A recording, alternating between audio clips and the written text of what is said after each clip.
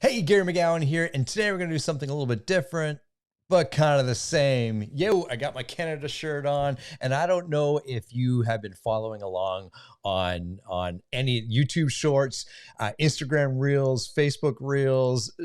What's the other one? TikTok, of course. I've been posting 1 to 2 short videos every day. Anything that I see is going on in the market, or just things that pop into my head. Everything from Starbucks to real estate crash to everything. And take a look at my YouTube Shorts. It's a lot of fun. And if you're on any of the other apps, just Google or search my name, Gary A. McG, and I'll come right up. So this is your weekly report of the Toronto Real Estate Board. We're going to get into some numbers, get into some personal stories that I've experienced over the last week, even last night as we were negotiating on a property. And there's some interesting things that are happening here right before September rolls along, even though this is September 1st. Anyways, let's see you on the other side of the intro.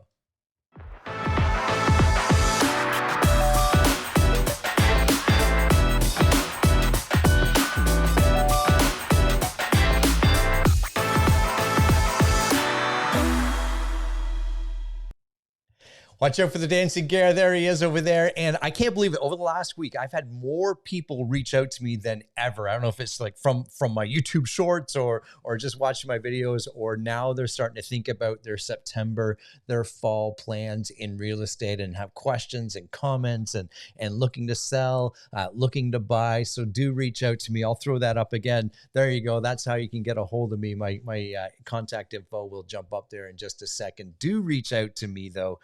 And there's lots of things going on in the market today. There's a lot of things that, quite frankly, I didn't see coming, but they're here, and we got to deal with them. So we're going to talk about some of my clients' personal experiences over the last couple of weeks on the buy and sell side. And without further ado, we should probably get into the weekly report, right? That's why you're here, the Toronto Weekly Report. So let's bring that over. Yeah, here comes the screen. Here we go. There we have it. This is a report I generate every week, and this one is from August 21st to the 27th, and we're gonna highlight the total sales, the average price. You can see here total inventory costs. Total sales is going to be down ever so slightly, but we're going to see some other numbers and some other things come out at us as we are in the last week, if you will, in August here. And you can see on the right hand side, kind of under my screen, total new listings at 878. That's still down from where we were last year.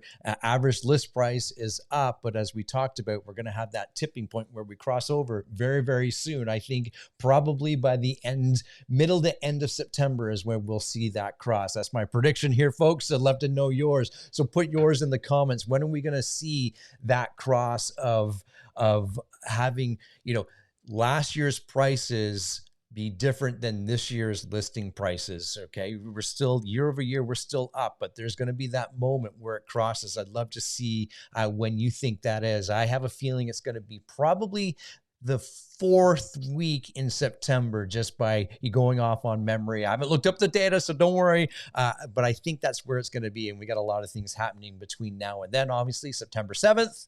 We're expecting a rate hike. Everyone out there is expecting another rate hike from Bank of Canada. So we'll see what that looks like. Okay, moving on. I put that comment below. I want to see what those dates are when you think that crossover is.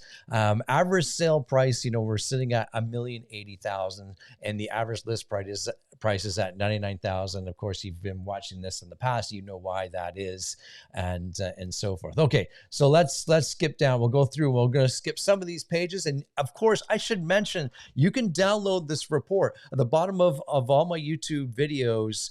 This report, just click on the link. It'll take you to this report and the previous other reports. You can download this report every week. Okay, so total new listings. Well, obviously, I've just showed you that it's down, and you can see it's down significantly even from the years past versus this week last year and the previous year and so forth.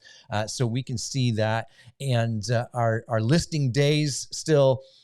Monday from last week was the biggest day of listing. Of course, the weekends are always the the slowest days of new listings. And you can see our new listings here dating back now to April 30th. We were in the thousands, the 1600s and so forth. And as we enter or close out August here, we're getting below 900 listings, new listings. Now, some of these are going to be relisted. And as we talked about in the past, we were seeing as high as about 33, 35% of the current properties were being relisted. So it kind of counts towards this. That number's come down a little bit. We're probably sitting at about 25%, but I feel over the next couple of weeks, that number might jump back up. Okay, next is the average list price. And of course, as we see here, the average list price has gone up and down, but we do know that our listing prices have increased a little bit year over year, but that's more along the lines of what pricing strategy listing agents and sellers are using. I am coaching all of my clients to list at fair market value. And that's obviously, based on the current market. Every now and then there's kind of the elephant or the unicorn, I should call it, the unicorn in the room, where it does make sense to price it at an attractive listing price below fair market value, and then attract the buyers that way, especially if it's a home that needs repairs or needs things like that. You really want to get everyone in as soon as possible to get that home sold and create a fear of missing out, if you will, if you're the listing side. Moving on, we got the total inventory cost. Well, that's just based on valuations and what that means. So I like skipping over that sheet because it doesn't really reflect really on your decisions of what's happening here. Now, total sales does, obviously. And you can see here, year over year, the number of sales is going to be down compared to last year. And here we are. So the most sales from last week were Monday, then second would be Tuesday, and then Thursday. And that's typically when we do see some sales. You can see a few sales happening over the weekend, but the majority of the time, people go view homes Friday, Saturday, maybe even Sunday, and they start negotiating early in the week, and perhaps they firm up on a sale, towards Thursday, as you can see here. But Monday was the day that made sense. You maybe went and saw a property, you negotiated on that property maybe Sunday evening into Monday, and then you had a good conditional period. So that condition typically is five business days or a week. And typically you'd firm up the following day. We're seeing conditions come back. However, I'm going to give you a story in just a moment where that wasn't the case. Total new listings throughout the last 3-4 months. You can see there, and we are down. We're not the lowest. The lowest week was August 6th, and of course that was the long weekend, and people took time to get away and go vacation. We're still in the 400s, as you can see here, and it'll be interesting as we hit September, and then that second week at September, where every year we see a bump. And I think in that mid-September, the week in mid-September, the second and third week, I'm seeing we're going to go over 500 listings for sure. That happens every year, and that's what I see here based on history and stats. The average price, well, we're sitting here. If you negotiated your home on a Sunday, if you were the seller, you got the most out of that week. And interesting enough, Monday was the biggest day for properties firming up, yet it was the least day, or the day where you actually received the least for it. Or if you're a buyer, good for you, you negotiated a good price on that day. And I always find that intriguing, which day has the better day for sellers or a better day for buyers. At the end of the day, if both buyer and seller are happy, then there you go. That's what we're looking for. You can see that price. So as I zoomed out, our average price has increased week over week. So the week of the 20th, we were down to 955. Now we're back up over $1 million. So, that's kind of where Toronto market is. People will say, this is interesting because people will say, and this is one of my YouTube short videos, so go check it out. The market, and I've seen this comment before, the market needs to drop another 30-40%. Come on. That's not going to happen. The market has already dropped that, right? And for it to go another 30 or 40%, we're not doing that. I can tell you that right now. We might see another few, maybe 5, 7, 8%. Do we hit 10? Maybe in some Some macro markets we do, but I'm seeing maybe another little tiny bit. But we always see that surge come in September, and that surge is just going to allow us to stay flat. That's what I'm seeing, right? And I might be wrong. Hey, if I'm wrong, I'll certainly be the first to admit it and let you know. But that's what I'm seeing. Even with their interest rate hike, the number of buyers that come back to the market, the number of new listings that come to the market, I think we're just going to be flat in September, October. Okay, moving down. So average list to sell ratio. Well, we know we're sitting at about 99%. There you go.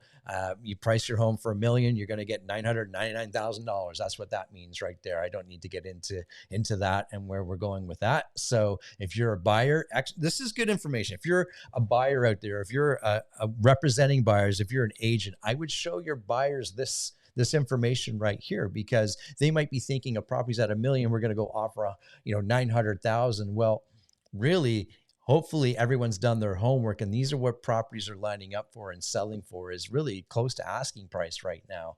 So use that on the buy side as well. Average days on market. Well, this is kind of up and over, meaning, we're seeing it back come.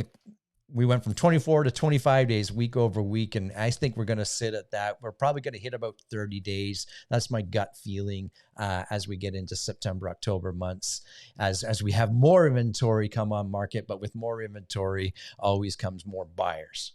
So there you have it. What do we got next?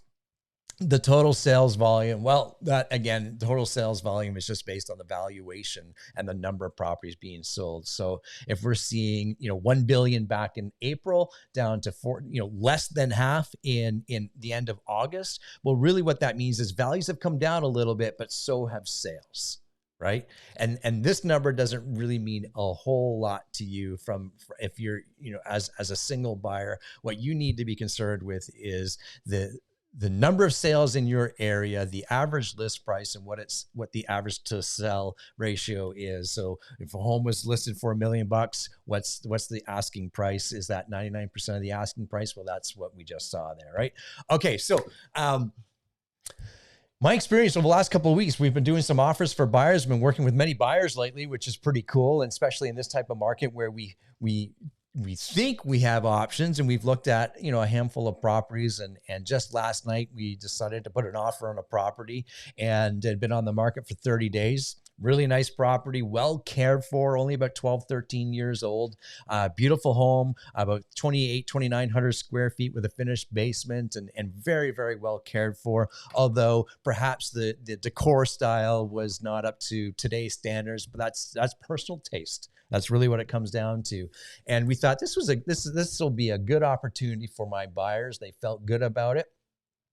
And they were looking at some other opportunities, but they liked this one because they could put their thumbprint on it, their personal touch on it, which means not only are they creating a home for themselves, but they're going to be able to add some value because the home was outdated from decor. So they felt good in that respect as well. Well, wouldn't you know it, we get our offer together, and I get a notice from the listing agent that another offer had come in.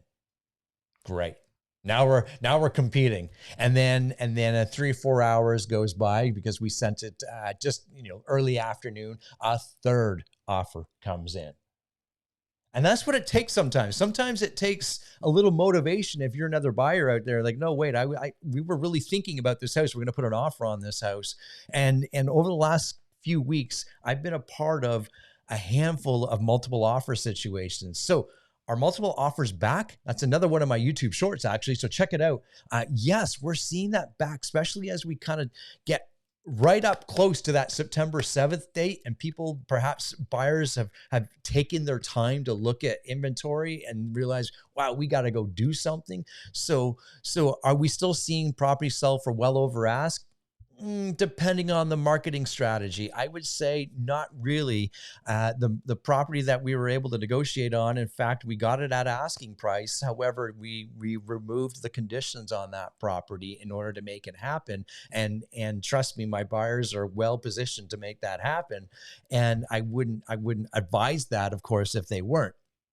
So we're not seeing, we are seeing multiple offers in the GTA in Toronto area. However, we're not seeing the crazy, if it's listed for $1 million, we're going in at 1.4. No, we still able to, we were still able to get it for the list price, the asking price, which is awesome. In some cases, here's another thing that we're seeing is a property gets listed up here and it doesn't sell, and they relist down here, and then all of a sudden they generate some multiple offers and they're getting over ask, but at this price, but they're not getting over ask at the original price. So really, when agents are out there, really understand what it is that they're saying and marketing and the message that's out there too. Watch my YouTube short. I genuinely have a question about that. Is that the right marketing strategy? Go watch that. I'd love to see your comments on it. Anyway, so that's the report. As always, you can download it. And something that I've been working on in the background is a new series, and I think they're out there on YouTube, but I haven't officially launched it yet. And that's Gare Talks Real Estate, GTR, where I just share some personal stories of my investing career over the last 15 years. And of course, I hear many, many stories as a realtor, and sharing those stories and just providing some insight into my world as I see it, and as well as my clients get to experience it. So I think you can go look them up on YouTube right now. That's on my channel. You can view those. They're only about 10, 12 minutes long. There's 2 episodes out at the moment. I'm looking, and we'll be generating that, creating more content for that as well. So have some fun with that. So my friends, as always, reach out to me, look out for the Dancing Gare, and I'm happy to respond to any questions or any comments. And as I said, the last week, I've received many emails and DMs asking me about what's going on in some local markets and so forth. So everybody have an amazing day, and we'll see you on the next video. Bye for now.